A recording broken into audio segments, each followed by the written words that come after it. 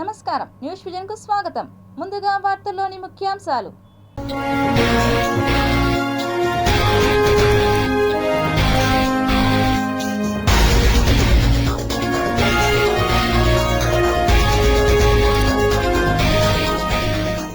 అమెరికాలో భారీ వర్షాలు, 9 మంది మృతి. ఢిల్లీ రైల్వే స్టేషన్లో తొక్కిసలాట ప్రభావం, రైల్వే కీలక నిర్ణయం. తిరుపతిలో ప్రారంభమైన ITCX 2025, ఏపీ, గోవా, మహారాష్ట్ర సీఎంల హాజరు. కుంభమేళాలో మంత్రి లోకేష్ దంపతుల పుణ్య స్నానాలు, కుమారుడితో సెల్ఫీ. పల్లెలకు అభివృద్ధి పండుగ తీసుకొచ్చాం, చిత్తూరు ఎమ్మెల్యే గురజాల జగన్మోహన్ వెల్లడి. తిరుమల లడ్డూ కేసు పురోగతి, తీగలాగుతున్న సిట్.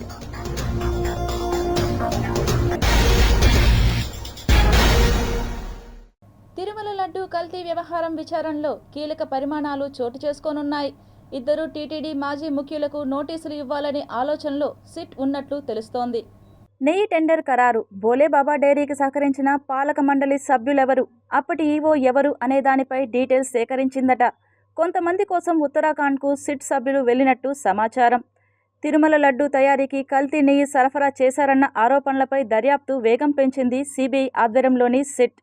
గతంలో టీటీడీలో కీలకంగా వ్యవహరించిన ఇద్దరికి నోటీసులు ఇవ్వనున్నట్లు తెలుస్తోంది.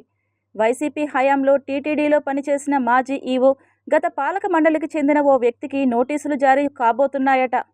కల్తీ నెయ్యి ఒప్పందాల్లో వీరిద్దరి పాత్రను సిట్ ప్రాథమికంగా నిర్ధారించుకున్నట్లు తెలుస్తోంది. ఈ వ్యవహారం నుంచి తప్పించుకునే వీలు లేకుండా ముందు జాగ్రత్తగా నోటీసులు ఇచ్చేందుకు సిద్ధమైనట్టు తెలిసింది. టీటీడీ వ్యవహారాల్లో కీలకంగా వ్యవహరించిన పాలక మండలి సభ్యుడు అప్పటి టీటీడీ ముఖ్య అధికారితో అత్యంత సన్నిహితంగా ఉన్నట్లు గుర్తించింది. ఆ వ్యక్తి నెయ్యి సరఫరాకు సంబంధించిన డైరీల తరపున టీటీడీతో ఒప్పందాలు కుదర్చడంలో కీలక పాత్ర పోషించినట్టు సిట్ భావిస్తోంది. ఆ దిశగా వారి ఖాతాలను, జరిగిన లావాదేవీలను పరిశీలన చేస్తోంది. డైరీల నిర్వాహకులు, మధ్యవర్తులు, టీటీడీకి చెందిన అధికారుల మధ్య జరిగిన ఫోన్ కాల్ డేటాను సేకరించి విశ్లేషించే పనిలో పడింది సిట్. ఇదిలా ఉండగా కేసు దర్యాప్తులో సిట్ అధికారులు ఆసక్తికరమైన విషయాన్ని గుర్తించారట.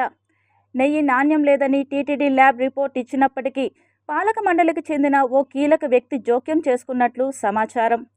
ఆ విభాగం నిపుణులతో నెయ్యి నాణ్యత బాగుందంటూ లిఖితపూర్వకంగా స్టేట్మెంట్ ఇప్పించాడని తెలుస్తోంది. దాని ఆధారంగా వెనక్కి పంపిన ట్యాంకర్లను తిరిగి రప్పించి నెయ్యి తీసుకున్నట్టు నిర్ధారించారట. అయితే ఆ నెయ్యికి టీటీడీ నుంచి బిల్లులు బ్యాంకు ద్వారా కాకుండా నగదు రూపంలో చెల్లింపులు చేసినట్టు తెలిసింది. సిట్లో ఓ టీం ఉత్తరాఖండ్ వెళ్ళింది. భోలేబాబా డైరీలో దర్యాప్తు చేస్తోంది. కల్తీ నెయ్యికి సంబంధించి డైరీ, కొందరు ఉద్యోగుల ఇళ్లలో సోదాలు చేసింది. వీటి ద్వారా కీలక సమాచారం గుర్తించారని వార్తలు వస్తున్నాయి. ఈ డైరీలో పనిచేస్తున్న 9 మందిని నిందితులుగా గుర్తించారు. సిట్ విషయం తెలియగానే వారంతా పరారీలో ఉన్నట్లు తెలుస్తోంది. వారు పట్టుబడితే కేసు క్లైమాక్స్కు రావడం ఖాయమని అంటున్నారు. ఫిబ్రవరి 9న కల్తీ నెయ్యి కేసులో 4 నిందితులు రాజశేఖరన్, పొమిల్ జైన్, విపిన్ జైన్, వినయకాంత్ చావడాను సిట్ అరెస్ట్ చేసింది. ఈ నెల 14న శుక్రవారం నుంచి 5 రోజుల పాటు నిందితులను విచారించేందుకు సిట్ అధికారులు కస్టడీకి తీసుకున్నారు. అంతర్జాతీయ దేవాలయాల సదస్సుకు ముఖ్యమంత్రి Chandrababu, Maharashtra CM Devendra Fadnavis, Goa CM Pramod Sawant, Kerala governor Rajendra Arlekar, RSS ప్రతినిధి CR ముకుంద్తో పాటు పలువురు ప్రముఖులు హాజరయ్యారు. అంతర్జాతీయ దేవాలయాల సదస్సుకు తిరుపతి వేదికగా నిలిచింది. ఆలయ నిర్వహణకు సంబంధించి వినూత్న విధానాలు, ఉత్తమ పద్ధతులను అన్వేషించడం, స్థిరమైన పర్యావరణ వ్యవస్థను ఏర్పాటు చేయడం, డిజిటలైజేషన్, ఆలయ ఆధారిత ఆర్థిక వ్యవస్థను పెంపొందించడం వంటి వ్యూహాలపై దృష్టి సారించడమే లక్ష్యంగా international temples convention and expo ITCX సదస్సు జరిగింది. 58 దేశాల్లోని సుమారు 1600 ఆలయ ఆధ్యాత్మిక సంస్థలు ఆన్లైన్ ద్వారా ఎక్స్పోతో కనెక్ట్ అయ్యారు. తిరుచానూరు శ్రీ పద్మావతి అమ్మవారిని మహారాష్ట్ర సీఎం శ్రీ దేవేంద్ర ఫడ్నవీస్ దర్శించుకున్నారు. తిరుచానూరు శ్రీ పద్మావతి అమ్మవారిని మహారాష్ట్ర ముఖ్యమంత్రి శ్రీ దేవేంద్ర ఫడ్నవీస్ సోమవారం దర్శించుకున్నారు. ముందుగా ఆలయం వద్ద డిప్యూటీ ఈవో శ్రీ గోవిందరాజన్ స్వాగతం పలికారు. శ్రీ పద్మావతి అమ్మవారి దర్శనానంతరం సీఎం దేవేంద్ర ఫడ్నవీస్కు వేద ఆశీర్వాద మండపంలో వేద ఆశీర్వచనాలతో తీర్థ ప్రసాదాలను అందించారు. మహారాష్ట్ర సీఎం వెంట టీటీడీ బోర్డు సభ్యులు భానుప్రకాష్ రెడ్డి, సౌరభ్ హెచ్ బోరా ఉన్నారు. ఈ కార్యక్రమంలో ఆలయ ఏఈఓ దేవరాజులు, సూపరింటెండెంట్లు రమేష్, ప్రసాద్, ఇతర అధికారులు, సిబ్బంది పాల్గొన్నారు. ప్రయాగరాజ్ మహాకుంభమేళాలో రాష్ట్ర విద్య, ఐటీ, ఎలక్ట్రానిక్స్ శాఖల మంత్రి నారా లోకేష్ దంపతులు పుణ్య స్నానాలు చేశారు. త్రివేణి సంగమం షాహీ స్నానఘట్టంలో సాంప్రదాయబద్ధంగా స్నానాన్ని ఆచరించి గంగాదేవికి పూజలు చేసి హారతులు ఇచ్చారు. పితృదేవతలను స్మరించుకుంటూ బ్రాహ్మణులకు వస్త్రదానం చేశారు. పూర్వీకులకు మోక్ష మార్గాన్ని ప్రసాదించాలంటూ గంగాదేవిని ప్రార్థించారు. కుంభమేళా ప్రాంగణంలో ప్రతిధ్వనించే కీర్తనలు, నదీ సంగమం వద్ద పవిత్ర పూజల మధ్య ఆధ్యాత్మిక కార్యక్రమాల్లో లోకేష్ దంపతులు మమేకమయ్యారు. మహాకుంభమేళా ఆధ్యాత్మిక కార్యక్రమం మాత్రమే కాదు, ఇది భారతదేశ సాంస్కృతిక ఆధ్యాత్మిక వారసత్వం, నమ్మకం, ఆచారాలు, ఆధ్యాత్మిక జ్ఞానంతో ముడిపడి ఉన్న శక్తివంతమైన వేడుక. మానవత్వం, ఆధ్యాత్మికత మధ్య సంబంధాన్ని లోతుగా నాటుకుపోయిన భారత జాతి విలువలను ప్రతిబింబిస్తుంది. పవిత్ర నదుల్లో ఆచరించే స్నానం, దానం హృదయపూర్వకమైన భక్తి మోక్ష మార్గాన్ని చూపిస్తాయని కోట్లాది మంది నమ్మకం. కుంభమేళాలో స్నానాలు, పూజాధికాల అనంతరం లోకేష్ దంపతులు కాశీ విశ్వేశ్వరుని ఆలయాన్ని సందర్శించేందుకు వారణాసి బయలుదేరి వెళ్లారు. ముంబైలో అమ్మవారి ఆలయ నిర్మాణం కోసం స్థలం మరియు బాంద్రాలో టీటీడీ సమాచార కేంద్రం కోసం కేటాయించాలని కోరుతూ ముఖ్యమంత్రి నారా చంద్రబాబు నాయుడు చేతుల మీదుగా వినతి పత్రాన్ని మహారాష్ట్ర ముఖ్యమంత్రి ఫడ్నవీస్కు అందజేశారు టీటీడీ చైర్మన్ బిఆర్ నాయుడు. తిరుపతిలో జరుగుతున్న అంతర్జాతీయ దేవాలయాల సదస్సులో CM Chandrababu, Maharashtra CM Devendra Fadnavis, Goa CM Pramod పాల్గొన్నారు. ముంబైలో శ్రీవారి ఆలయం కోసం గతంలో 3.5 ఎకరాల స్థలం కేటాయించారు. మరో 1.5 ఎకరంలో అమ్మవారి ఆలయాన్ని నిర్మించాలని టీటీడీ నిర్ణయించింది. అదేవిధంగా బాంద్రాలో టీటీడీ సమాచార కేంద్రానికి కొంత స్థలం అవసరం. ఈ నేపథ్యంలో సదస్సుకు విచ్చేసిన మహారాష్ట్ర ముఖ్యమంత్రికి వినతి పత్రాలు అందజేశారు. రేపటి నుంచి 24వ తేదీ వరకు ఆన్లైన్లో మే నెల దర్శన టికెట్లు విడుదల చేయనుంది టీటీడీ. మంగళవారం ఉదయం 10 గంటలకు లక్కీ డిప్ విధానంలో కేటాయించే ఆర్జిత సేవా టికెట్లు విడుదల చేయనుంది తిరుమల తిరుపతి దేవస్థానం. అలాగే 21వ తేదీ ఉదయం ఆర్జిత సేవలైన కళ్యాణోత్సవం, ఊంజల్ సేవ, ఆర్జిత బ్రహ్మోత్సవం, సహస్ర దీపాలంకరణ సేవా టికెట్లు విడుదల చేయనున్నారు. ఇక మధ్యాహ్నం 3 గంటలకు వర్చువల్ సేవా టికెట్లు విడుదల చేస్తారు. అలాగే 22వ తేదీ ఉదయం 10 గంటలకు అంగ ప్రదక్షిణ టికెట్లు విడుదల చేస్తే 11 గంటలకు శ్రీవాణి దర్శన టికెట్లు విడుదల చేస్తుంది టీటీడీ. ఇక మధ్యాహ్నం 3 గంటలకు వయోవృద్ధుల, వికలాంగుల దర్శన టికెట్లు విడుదల చేయనుండగా 24వ తేదీ ఉదయం 10 గంటలకు 300 రూపాయల ప్రత్యేక ప్రవేశ దర్శనం టికెట్లు విడుదల చేస్తారు. అలాగే మధ్యాహ్నం 3 గంటలకు వసతి గదుల కోటాకు సంబంధించిన టికెట్లు టీటీడీ విడుదల చేస్తుంది. టీటీడీ చైర్మన్ బిఆర్ నాయుడుతో హోంమంత్రి వంగలపూడి అనిత క్యాంప్ కార్యాలయంలో మర్యాదపూర్వకంగా కలిసి టీటీడీ అనుబంధ ఆలయమైన ఉపమాక ఆలయాన్ని అభివృద్ధి చేయాలని కోరారు. ఆంధ్రప్రదేశ్ రాష్ట్ర హోంమంత్రి వంగలపూడి అనిత తిరుమల శ్రీవారి దర్శనానంతరం టీటీడీ చైర్మన్ బిఆర్ నాయుడిని వారి క్యాంప్ కార్యాలయం నందు మర్యాదపూర్వకంగా కలిసి పాయకారావుపేట నియోజకవర్గంలోని ఉపమాక వెంకన్న ఆలయాన్ని అభివృద్ధి చేయాలని కోరారు. ఈ ఆలయ అభివృద్ధికి నాడు CM Chandrababu Naidu master plan రూపొందించినప్పటికీ గత ప్రభుత్వ హయాంలో ఆలయ అభివృద్ధికి నోచుకోలేదని విన్నవించారు. ఇకనైనా సత్వరమే స్పందించి ఆలయ అభివృద్ధికి సహకరించాలని టీటీడీ చైర్మన్ బిఆర్ నాయుడిని విన్నవించారు. చైర్మన్ సత్వరమే స్పందించి చీఫ్ ఇంజనీరింగ్ని పిలిపించి అభివృద్ధి పనులకు సంబంధించిన నివేదికను సత్వరమే సిద్ధం చేయాలని ఆదేశాలను జారీ చేశారు. అలాగే శ్రీవారి ఆలయం ఉపరితలంపై విమాన రాకపోకలపై స్పందించిన హోంమంత్రి ఆగమ శాస్త్రాల ప్రకారం శ్రీవారి ఆలయం పైన విమానాలు ప్రయాణించడంపై విచారించి తగు చర్యలు చేపట్టాలని సంబంధిత శాఖకు ఆదేశించారు. మార్చి 10వ తారీఖున ఉపమాక వెంకన్న స్వామి కళ్యాణోత్సవం అనేది చాలా ఘనంగా జరిగే పరిస్థితి కనిపిస్తూ ఉంది. సుమారుగా 1,00,000 నుంచి 1,20,000 వరకు కూడా భక్తులు వచ్చి ఆ రోజు స్వామివారిని దర్శించుకోవటం అనేది జరుగుతుంది. ఆ చుట్టుపక్కల గ్రామాల్లో ఉపమాక వెంకటేశ్వర స్వామి అనేసరికి ఒక ఆనవాయితీ ఏంటంటే ఆ స్వామివారిని దర్శించుకొని ఆ కళ్యాణాన్ని వీక్షించి తర్వాత అక్కడ సుమారుగా 20 రోజుల పాటు జాతర జరుగుతుంది. ఆ జాతరలో స్పైసెస్ అమ్ముతారు. ఆ క్షేత్రంలో ఉన్న స్పైసెస్ కొని తీసుకెళ్లి వాళ్ళు వంటల్లో గానీ వాళ్ళు తినే పదార్థాల్లో గానీ ఉపయోగించుకుంటే వాళ్ళకి మంచి జరుగుతుంది, ఆరోగ్యంగా ఉంటారు చేస్తారని ఒక నమ్మకం. వెంకటేశ్వర స్వామి నైట్ అక్కడ సేద తీరుతారు అని ఒక ప్రతీక. ప్రతి వెంకటేశ్వర స్వామి దేవాలయంలోనే శుక్రవారం అభిషేకం జరిగితే కేవలం ఉప్మాక వెంకన్న స్వామి ఆలయంలో ప్రతిరోజు కూడా అభిషేకం జరిగే ఏకైక టెంపుల్ ఉప్మాక వెంకటేశ్వర స్వామి. నిత్య ఉత్తర ద్వార దర్శనం కూడా జరిగే ఏకైక టెంపుల్ అది. సో అటువంటి టెంపుల్ ని మళ్ళీ తిరిగి అభివృద్ధి పదంలోకి ముందుకు తీసుకెళ్లాలి. గౌరవ చైర్మన్ గారిని కలిసిన వెంటనే చాలా సానుకూలంగా స్పందించారు. ఇమీడియట్ గా సిఈ గారిని పిలిపించారు. సిఈ గారికి కూడా టెంపుల్ మీద అవగాహన ఉండటం వల్ల మేము చెప్పకుండానే తనే తిరిగి మొత్తం ఇవి చేయాలమ్మా, పుష్కర్ని మనం రెడీ చేసుకోవాలి, మనం చక్ర స్నానానికి రెడీ చేసుకోవాలి, ఇవన్నీ కూడా ఆయనే చెప్పడం నిజంగా చాలా ఆనందంగా అనిపించింది. ఏదైతే గౌరవ సీఎం గారు ఆలోచన మేరకు మళ్ళా తిరిగి ఈ టర్మ్ లో మా అందరి ఆధ్వర్యంలో మంచి అభివృద్ధిలోకి ముందుకు వస్తుందని అపారమైన నమ్మకంతో మేము ఇక్కడ నుంచి వెళ్తున్నాం. ఢిల్లీ రైల్వే స్టేషన్లో జరిగిన తొక్కిసలాట తర్వాత భారతీయ రైల్వే కీలకమైన చర్యలు తీసుకోనుంది. దేశవ్యాప్తంగా 60 రద్దీగా ఉండే రైల్వే స్టేషన్లో శాశ్వత హోల్డింగ్ జోన్లను ఏర్పాటు చేయాలని కేంద్ర ప్రభుత్వం నిర్ణయించింది. రద్దీని నియంత్రించేందుకు ఆర్టిఫిషియల్ ఇంటెలిజెన్స్ AI సాంకేతికతను ఉపయోగించడానికి నిర్ణయం తీసుకున్నారు రైల్వే అధికారులు. ఇండియా టుడే నివేదిక ప్రకారం రైల్వే అధికారులకు ప్రత్యేక శిక్షణ అందించడం, ప్రయాణికుల సురక్షితం కోసం మార్గదర్శకాలు ఇవ్వడం అవసరం. ఈ ప్రక్రియలో బాణం గుర్తులను ఉపయోగించడంతో పాటు డివైడర్లను కూడా ఏర్పాటు చేయబోతున్నారు.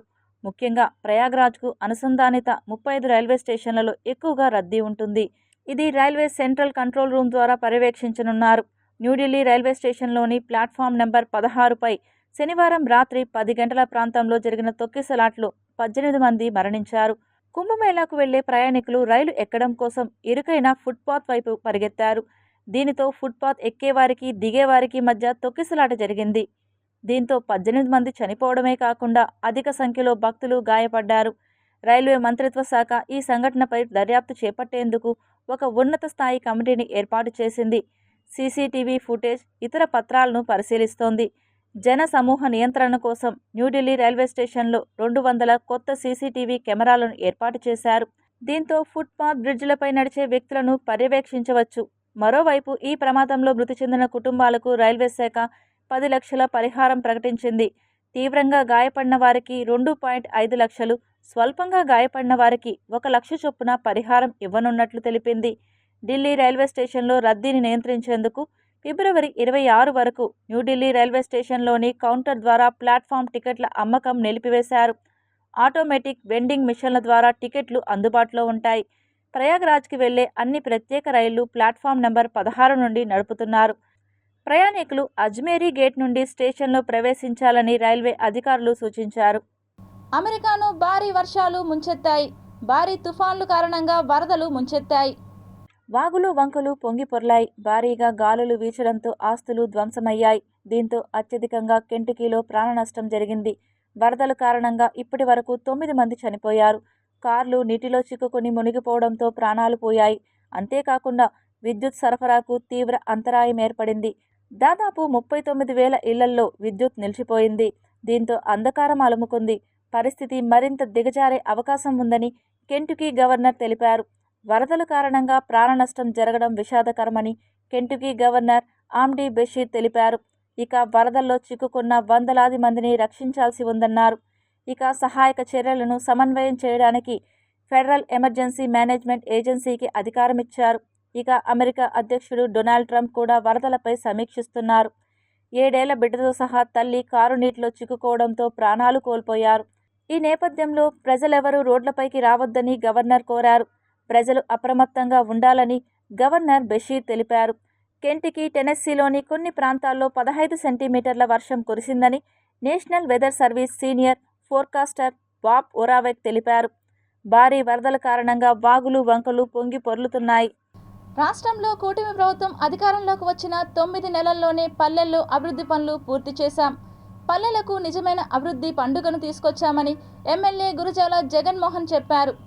సోమవారం చిత్తూరు నియోజకవర్గం గుడిపాల మండల పరిధిలో 11 గ్రామాల పరిధిలో 1.44 కోట్ల రూపాయలతో చేపట్టిన సిమెంట్ రోడ్లు, గ్రామ సచివాలయ భవనం, ప్రహరీ నిర్మాణాలకు ప్రారంభోత్సవాలు చేశారు. ఈ సందర్భంగా ఆయా గ్రామాల్లో ఏర్పాటు చేసిన కార్యక్రమాల్లో ఎమ్మెల్యే మాట్లాడుతూ గడిచిన 5 ఏళ్ల వైకాపా పాలనలో గ్రామీణ పాలన, అభివృద్ధి పూర్తిగా నిర్లక్ష్యానికి గురైందన్నారు. 5 ఏళ్ల కాలంలో ఎక్కడా ఒక్క సిమెంట్ రోడ్డు వేయలేదని, అదే కూటమి ప్రభుత్వం వచ్చిన మొదటి 9 నెలల్లోనే గ్రామాల్లో మౌలిక వసతుల కల్పనకు పెద్దపీట వేశామని, గుడిపాల మండలంలో సుమారు 7 కోట్ల రూపాయలు వ్యయం చేసినట్లు చెప్పారు. ఎన్నికల సందర్భంగా ఇచ్చిన హామీలను అమలు చేస్తున్నామని, రాబోయే 3 నెలల్లో మిగిలిన హామీలు అమలు చేస్తామన్నారు. రైతులకు మంచి జరుగుతుందని ల్యాండ్ టైటిలింగ్ యాక్ట్ రద్దు చేయడం జరిగిందన్నారు. కూటమి పార్టీలన్నీ ఐకమత్యంగా కలిసి ఉండి ప్రజలతో సామరస్యంగా మెలిగి అభివృద్ధి పనులు చేసుకోవాలన్నారు. రానున్న రోజుల్లో రాష్ట్ర ప్రభుత్వం మరిన్ని సంక్షేమ పథకాలను అమలు చేస్తుందని చెప్పారు. సోమవారం నాటి కార్యక్రమంలో కొత్తకోట, సీఎం కొత్త ఇండ్లు, గంగనపల్లి, 13 గొల్లపల్లి, రాగిమానుపెట్టడ, బందార్లపల్లి, మరకాలకుప్పం, గుట్రాలమిట్ట, మండి కృష్ణాపురం గ్రామాల్లో సిమెంట్ రోడ్లు, 197 రామాపురంలో శ్మశాన ప్రహరీ, కుప్పిగానిపల్లిలో గ్రామ సచివాలయ భవనాన్ని ప్రారంభించారు.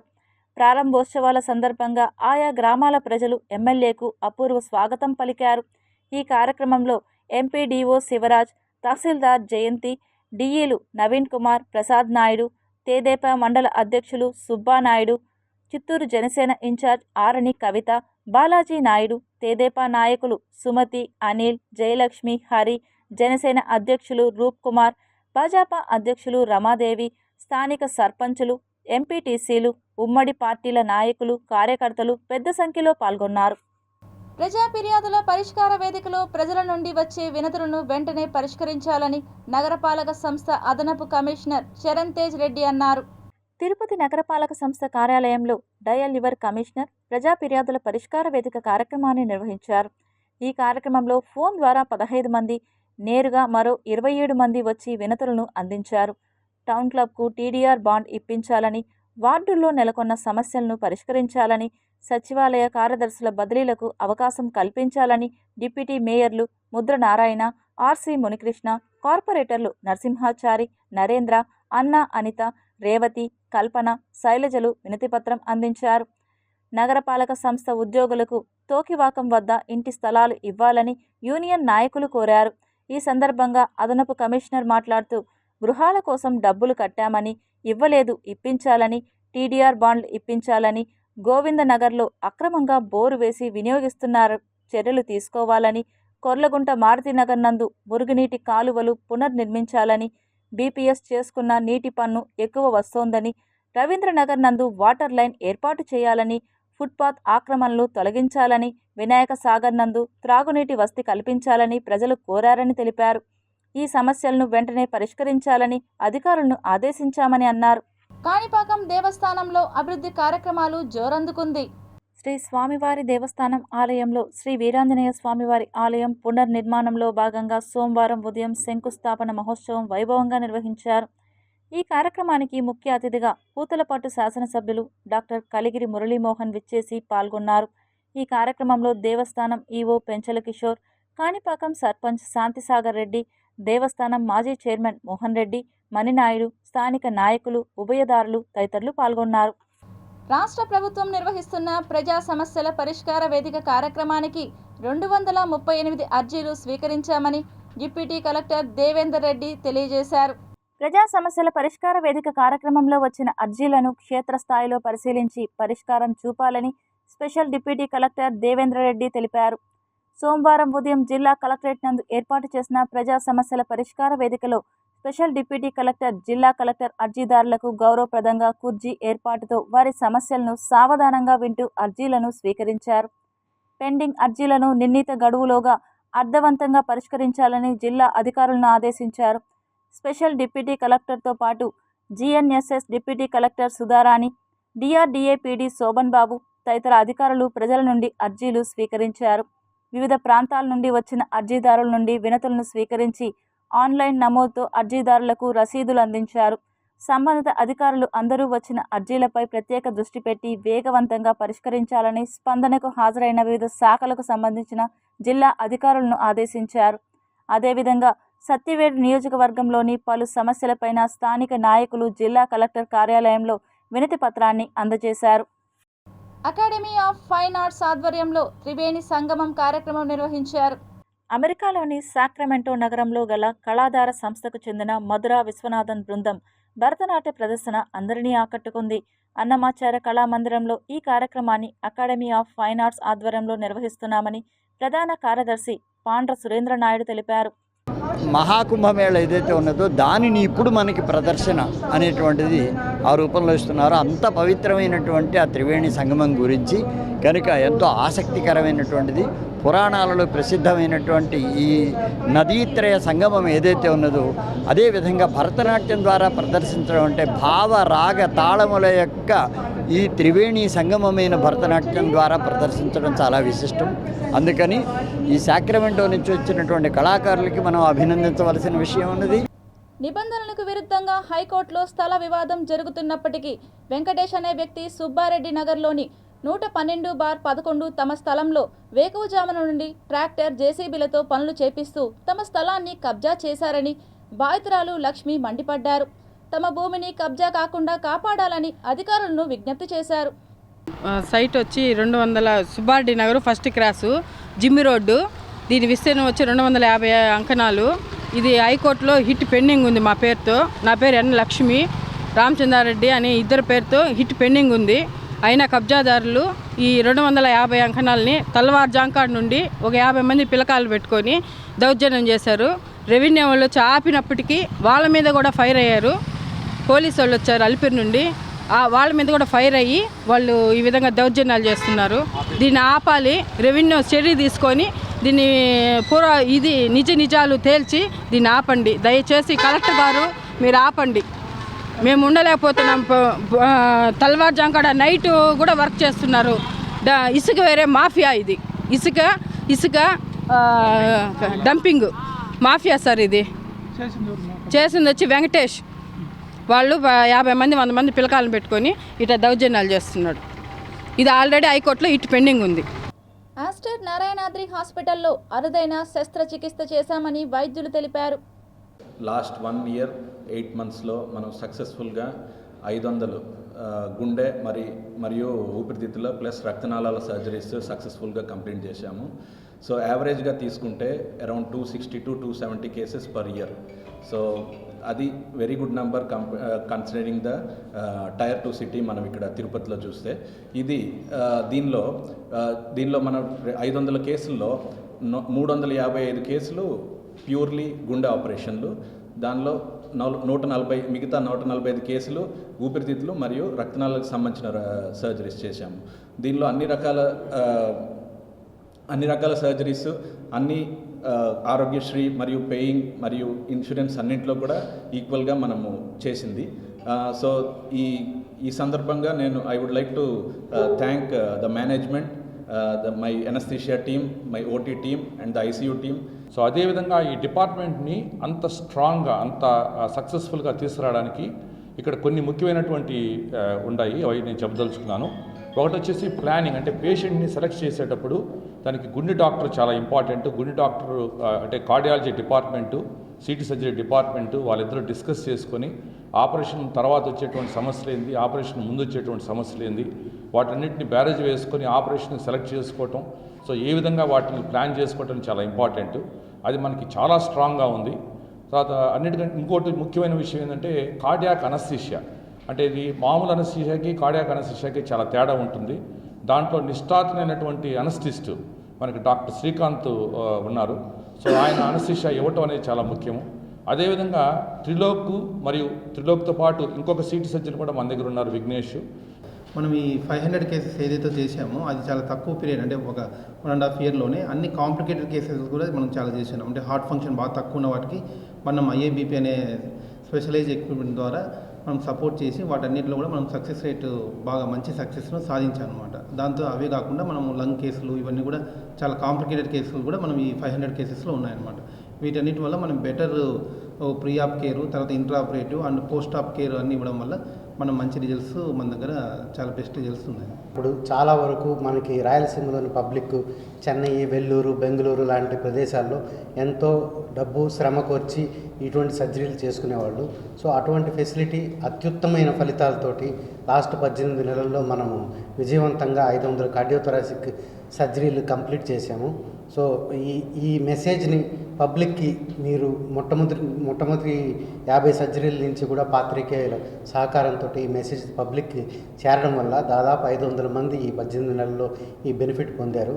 గత ప్రభుత్వ హయాంలో అంగన్వాడీలు చేసిన సుదీర్ఘ పోరాటానికి నేటి కూటమి ప్రభుత్వం ఇచ్చిన హామీలను అమలు చేయాలని AP anganwadi workers and helpers union ఆధ్వర్యంలో ధర్నా నిర్వహించారు. ఆంధ్రప్రదేశ్ రాష్ట్రంలో కూటమి ప్రభుత్వం అధికారంలోకి వచ్చి 8 నెలలు అవుతున్నా ఇంతవరకు అంగన్వాడీల సమస్యలు పరిష్కరించడంలో రాష్ట్ర ప్రభుత్వం వైఫల్యం చెందిందని ఆగ్రహం వ్యక్తం చేశారు. ప్రతి ఒక్కరికి సంక్షేమ పథకాలు అందిస్తున్నామన్న రాష్ట్ర ప్రభుత్వం 7,000 రూపాయలు వేతనం వస్తున్న అంగన్వాడీలకు ఎందుకు అందించడం లేదని ప్రశ్నించారు. తమ న్యాయబద్ధమైన సమస్యలు పరిష్కరించకపోతే చలో అసెంబ్లీ కార్యక్రమాన్ని నిర్వహించడం జరుగుతుందని సిఐటియు నాయకులు పేర్కొన్నారు. ప్రభుత్వం అధికారంలోకి వచ్చి 8 నెలలు అవుతున్న అంగన్వాడీల వేతనాల గురించి పట్టించుకోవడం లేదు, ఇతర సమస్యలు పరిష్కారం చేసే పని చేయడం లేదు. జీతాలు పెంచమని అడుగుతూ ఉంటే చనిపోయిన తర్వాత మట్టి ఖర్చులకు డబ్బులు ఇస్తామనే పేరుతో జీవోలు విడుదల చేసే పని చేసింది. జీవో విడుదల చేయొద్దనేది కాదు, ఈరోజు సమస్య అంతా జీతం ప్రధానంగా ఉంది కాబట్టి వేతనాలని వెంటనే పెంచేటటువంటి పని చేయాలి. ఒకవైపున ధరలు విపరీతంగా పెరుగుతూ ఉన్నాయి, పెరుగుతున్నటువంటి ధరలకు అనుగుణంగా వేతనాలు పెంచాల్సినటువంటి అవసరం కూడా ప్రభుత్వం గుర్తించాలి. అంగన్వాడీలకు కనీస వేతనం 26,000 రూపాయలు ఇవ్వాలని, అలాగే ఇన్సూరెన్స్ స్కీమ్ అమలు చేయాలని. ఇప్పుడు సంక్షిప్త వార్తలు చూద్దాం. రేణిగుంట ఎయిర్పోర్ట్లో ముఖ్యమంత్రి నారా చంద్రబాబు నాయుడికి సాదర స్వాగతం పలికారు తిరుపతి నగరపాలక సంస్థ కార్పొరేటర్ అన్నా అనిత మరియు మున్నారు Sugunamma, Tirupati deputy mayor RC Munikrishna garu, Korlagunta Muni మరియు తదితరులు. Tirupati bullion gold jewellery and silver merchant association సమాచారం మేరకు తిరుపతి లోకల్ బులియన్ మార్కెట్లో బంగారం, వెండి ధరలు ఇలా ఉంటాయి. 24 క్యారెట్ల బంగారం 10 గ్రాముల ధర 88,120 రూపాయలు. 22 క్యారెట్ల బంగారం 1 గ్రాము ధర 7,940 రూపాయలు. వెండి 1 కేజీ ధర 98,800 రూపాయలు. రీటైల్ వెండి 1 గ్రాము ధర 101 రూపాయల 80 పైసలుగా ఉంటుంది. వార్తలు ముగించే ముందు ముఖ్యాంశాలు మరోసారి చూద్దాం.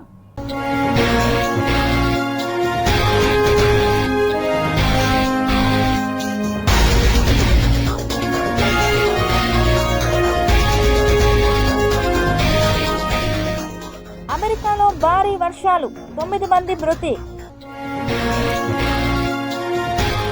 ఢిల్లీ రైల్వే స్టేషన్లో తొక్కిసలాట ప్రభావం, రైల్వే కీలక నిర్ణయం. తిరుపతిలో ప్రారంభమైన ఐటీసీఎక్స్ 2025, ఏపీ, గోవా, మహారాష్ట్ర సీఎంల హాజరు. కుంభమేళాలో మంత్రి లోకేష్ దంపతుల పుణ్య స్నానాలు, కుమారుడితో సెల్ఫీ. పల్లెలకు అభివృద్ధి పండుగ తీసుకొచ్చాం, చిత్తూరు ఎమ్మెల్యే గురజాల జగన్మోహన్ వెల్లడి. తిరుమల లడ్డూ కేసు పురోగతి, తీగలాగుతున్న సిట్.